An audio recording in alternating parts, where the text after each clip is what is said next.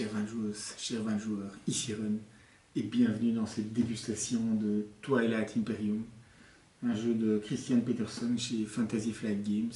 On parle évidemment de Twilight Imperium 4, le dernier né de la quadrilogie. Vous voyez la taille de la boîte, ça annonce la couleur, c'est du lourd. Pour une fois, on a un éditeur qui ne ment pas sur la durée du jeu, il annonce entre 6 et 8 heures. Eh bien, en plein dedans, dans la cible, donc n'espérez pas plier une partie en 3 heures, ça n'existe pas. Donc très lourd, très long, mais très très bon. On est en présence évidemment d'un jeu d'exploration spatiale. On va devoir aller découvrir des planètes, on va devoir développer, produire, récolter des ressources, et puis évidemment on va bastonner et paquer un peu pour faire sa place et devenir l'empereur. Alors, le jeu se joue en maximum 9 tours. C'est le premier qui récolte 10 points de victoire, ou celui qui a le plus de points à la fin des 9 tours si on ne réussit pas à avoir 10 points. Chaque tour suit la logique suivante. Donc, on va d'abord choisir dans un certain ordre donc une carte stratégie. Carte stratégie qui donnera en fait une action supplémentaire personnalisée. Elles sont ici.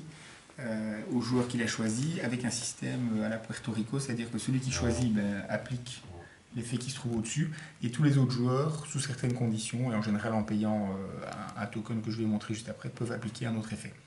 Donc, une fois que ici on joue à 3, donc on choisit 2 cartes comme ça, et bien on commence la phase d'action en tant que telle. Et la phase d'action c'est quoi? Donc c'est jouer soit une carte stratégie, soit de jouer un de ces jetons, je vais le mentionner ici d'ailleurs, un de ces jetons tactiques. Donc ça c'est son plateau personnel. Au début on commence avec un certain nombre de jetons de commandement ici, et on les répartit entre les jetons tactiques qui représentent le nombre d'actions qu'on aura à disposition. Donc pour jouer une action sur le plateau, on en prendra un, on le mettra, je vais montrer dans quelques instants. Ici, le nombre de jetons au commandement qu'on a placé dans les flottes, ça indiquera le nombre de flottes qu'on pourra avoir sur un hexagone au maximum.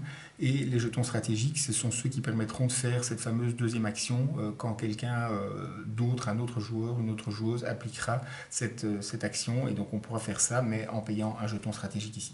Donc cette gestion, là, c'est un système qui fonctionne très très bien. Et à la fin de chaque tour, donc on va perdre tous les jetons qu'on a utilisés, on en récupère 2 et on les répartit comme on veut. Il faut vraiment faire attention, 4, 2, 3, 5, etc., etc. Et ici, on a les biens commerciaux qui permettront de remplacer certaines matières.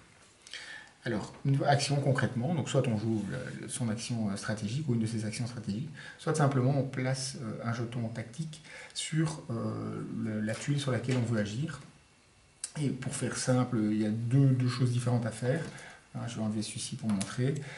Soit on place à un endroit, on déplace toutes les unités qu'on peut déplacer. Il y a un nombre limite et puis chaque unité a des caractéristiques de vitesse de déplacement. Donc celle-ci, par exemple, au départ, elle vaut 1, donc elle ne pourrait pas aller jusqu'à cette planète, à cette nébuleuse. Donc il faudrait qu'elle ait 2 déplacements. Ici, elle a 1, je peux déplacer avec une unité qui vient avec, je peux déplacer mon super soleil puissant, mon cargo, voilà, quelques unités. Et ensuite, eh bien, j'attaque les unités qui se trouvent sur la tuile. On jette des dés, donc chaque unité a une certaine force. On doit jeter des dés 10 pour réussir à faire un hit. On est au-dessus d'un certain chiffre. Ici c'est 5, là c'est 3, là c'est 9, etc. Vice versa, on réalise les dégâts et puis classiquement il meurt, il sort, celui-là il y a un dégât ici aussi, et ainsi de suite. Sachant qu'on doit d'abord faire le combat spatial entre les vaisseaux, et après, le cas échéant, si on avait eu ici, c'est pas une planète ici, mais voilà, ici, si on avait une planète là, et bien, une fois que j'ai éliminé les vaisseaux, mes troupes à terre doivent également éliminer les troupes terrestres adverses pour pouvoir conquérir la planète en question. Et donc, les planètes, comme je viens de le dire, ce sont des cartes qui donnent en fait des matières premières, donc les ressources qu'on utilisera pour pouvoir construire, je vais y venir, de nouvelles unités, ou les points d'influence qui serviront soit dans certaines actions stratégiques, soit au moment du vote des lois, que je vais mentionner plus tard. Donc ça c'était la première action, donc on joue simplement un jeton à l'endroit où on veut aller, on déplace les troupes, si évidemment il n'y a pas de troupes, voilà, si je fais ça, ici je viens ici et hop, je prends directement la planète. La deuxième action possible, c'est même chose, jouer un jeton, je vais le prendre ici, imaginons que ce soit un jeton bleu, parce que chacun a les jetons de sa faction. Je joue ici, et ça c'est une construction qui me permet de produire de nouvelles ressources. Et donc je vais dépenser les ressources que j'ai ici sur mes planètes qui sont à moi. Voilà, j'en prends un exemple. Ici j'ai une ressource et 3 ressources, j'ai 4 ressources. Eh bien, si je produis, je peux acheter de nouvelles unités jusqu'à concurrence d'une valeur de 4 maximum. Et sachant que les unités terrestres ici valent par exemple 1 pour 2 unités, alors qu'un cuirassé ici, il vaut, je ne sais plus, 6 ou 8, et ainsi de suite. Ça c'est un transporteur, il vaut moins, et ainsi de suite. Donc on peut avoir, évidemment, si on a beaucoup de planètes, on peut avoir 10, 12, et produire beaucoup de choses avec une certaine limitation. Donc ça c'est la base toute simple du jeu, et donc on va jouer pendant les 9 tours, on part chacun de son coin, de sa base, et puis on va se développer, on peut interagir entre les, je ne sais plus comment ils s'appellent, donc les portes. Les trous de verre. Les trous de verre, voilà, qui permettent d'aller l'un à l'autre, ici il y a un verre aussi, donc on peut vraiment aller très facilement chez l'autre, et puis ça va bastonner, jusqu'à plus soif. Donc on va jouer chaque tour comme ça jusqu'à ce que tout le monde ait joué toutes ses actions et passe. Il faut aussi mentionner qu'il y a des cartes actions, donc on va en récupérer une. On en a au départ, on va en récupérer une ou plusieurs selon certains bonus ou certaines technologies qu'on va développer. Et les cartes actions, on peut les jouer également pendant le tour. Et à la fin de chaque tour, eh bien, on va regarder ici sur la piste des objectifs. Au départ, il y a 2 objectifs qui sont révélés, et puis au début de chaque tour, un objectif sera révélé et ainsi de suite. D'abord des objectifs de niveau 1 qui valent 1 point, puis des objectifs de niveau 2 qui valent 2 points. Et bien on va regarder les joueurs qui ont rempli un de ces objectifs. Ils vont mettre leur token en question et avancer de 1 sur la piste de score. Et ils peuvent à la fois atteindre un objectif commun, public, et un objectif privé. Ce sont des cartes, on en reçoit une au départ, face cachée, qui est personnelle. Et donc, c'est des objectifs tout à fait similaires, simplement ils sont personnels. Au moment où on l'a réussi, eh bien, on peut, dans cette phase, le révéler et dire j'ai réussi et avancer d'un point également. Le premier à 10 a gagné la partie, ou après 9 tours, puisqu'une fois que toutes les cartes sont révélées, la partie se finit à la fin du tour, celui qui est le plus avancé. Il faut revenir juste quelques instants pour vous donner une petite idée rapide des cartes stratégiques, parce que ça c'est quand même un cœur du jeu. À la fois donc les pouvoirs sont assez différents, à 3 par exemple on en choisit 2. Ça déterminera l'ordre dans lequel on joue, c'est-à-dire celui qui prend la carte 1 jouera en premier. Il ne doit pas nécessairement jouer la carte en question, il peut jouer une action sur le plateau, mais il jouera en premier et ainsi de suite. Et l'ordre du tour peut avoir son importance. Et donc vous voyez, il y a des pouvoirs très différents. Certains pouvoirs permettent de récupérer des jetons de commandement, donc on va avoir plus d'actions éventuellement. D'autres pouvoirs permettent de développer une technologie, c'est très important. Donc il y a des cartes technologiques qui permettent d'améliorer ses vaisseaux, qui permettent d'avoir des bonus. Donc on en voit toute une série ici, de différents types. Il y en a qui seront plus agressifs, il y en a qui seront plus économiques. Donc il y a effectivement le commerce, ça j'y viendrai à la fin, mais donc on va dire, les échanges sont favorisés par rapport à l'édition précédente de Twilight Imperium. Il y a la guerre qui permet de récupérer un jeton commandement qu'on a déjà joué, ce qui permet de facto de faire une action en plus et de taper une fois de plus, parce que ça c'est quelque chose que j'ai oublié de mentionner qui est assez important et qui est vraiment très malin comme système. C'est qu'une fois qu'on a joué un jeton commandement sur une tuile, et bien en fait tous les vaisseaux qui se trouvent et les unités qui se trouvent sur cette tuile ne peuvent plus bouger à ce tour-ci. Donc on ne peut pas avoir un effet de je déplace une super flotte de 10 ici, et puis juste après je rebouge mon token, j'en mets un autre, je fais 10, et comme ça je fais une percée de 3-4 tuiles. Donc il y a vraiment de la stratégie, parce qu'on voit les choses venir 2, 3, 4 tours en avance.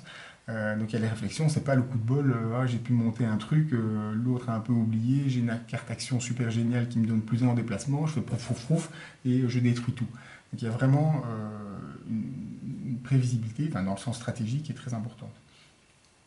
Donc il y a quelques autres cartes stratégiques qui ont vraiment des effets très très chouettes, très très sympas. Donc il y a clairement de la variété là-dessus. Et, voilà, et à la fin, j'ai dit le premier qui a 10 points a gagné. Donc conclusion, donc je l'ai dit, entre 6 et 8 heures, donc là-dessus on n'est pas volé, mais c'est entre 6 et 8 heures de plaisir ludique. Voilà, pour ceux qui aiment les bons gros jeux, c'est de la bombe. Évidemment, il faut avoir un certain nombre d'heures à disposition, donc ça c'est pas évident, donc ça peut être considéré comme un petit défaut. Le seul autre petit défaut éventuel, et ça c'est plutôt moi qui le dis tout seul, c'est toujours le fait que dans ce genre de jeu, on peut se retrouver à une situation de le premier est un peu en avance, les deux autres se liguent contre lui, et là c'est très difficile de résister. Donc à 2 contre 1 ou 3 contre 2 si on joue à 5, c'est assez compliqué. Donc, mais c'est très mineur et en tout cas nous on l'a pas du tout ressenti parce que le jeu fait aussi qu'on n'a pas intérêt à essayer de tout sacrifier pour taper quelqu'un parce que le soi-disant copain il peut venir aussi taper dans le dos, donc ça paraît assez bien équilibré, mais il y a toujours ce micro-risque, mais c'est vraiment pour dire quelque chose. Et je terminerai en disant que par rapport à la version précédente à laquelle moi j'ai pas joué, mais donc les avis sont convergents des autres participants qui eux avaient joué à la version précédente. Donc le jeu est un petit peu épuré, donc un peu plus rapide. Ça paraît drôle de dire ça après 7 heures, mais il est apparemment un peu plus rapide quand même. Le jeu donc intègre 17 races dès le départ, donc, avec des pouvoirs asymétriques, des caractéristiques un petit peu asymétriques, donc ça veut dire la variété, la rejouabilité, bon, elle est juste colossale. L'arbre de technologie a été simplifié. Donc avant c'était un peu compliqué, il fallait la A pour faire la B pour faire la C, etc. Et donc là il y a un système tout simple avec des symboles. Il faut juste les symboles suffisants de différentes couleurs. Donc ça marche super bien. Donc le commerce a été favorisé avec l'ajout de ce qu'ils appellent les commodities, commodités pour faciliter et surtout susciter. Là il y a vraiment un intérêt à commercer parce que ceux qui commercent, ils prennent de l'avance à deux ensemble par rapport aux autres qui ne commercent pas. On a les cartes objectifs secrets qui ont été ajoutées et je crois que c'est tout. En tout cas pour les éléments les plus importants par rapport à la version précédente. Clairement, du lourd, du bon et du long. Et voilà, c'était la dégustation de Twilight Imperium, donc un jeu de Christian Peterson, ouais, c'est ça. Chez Fantasy Flight Game, je ne sais pas si il est dans le top 10 absolu, mais s'il n'est pas, il est pas très très loin en tout cas. J'espère que ça vous a plu et je vous souhaite une excellente dégustation. À bientôt.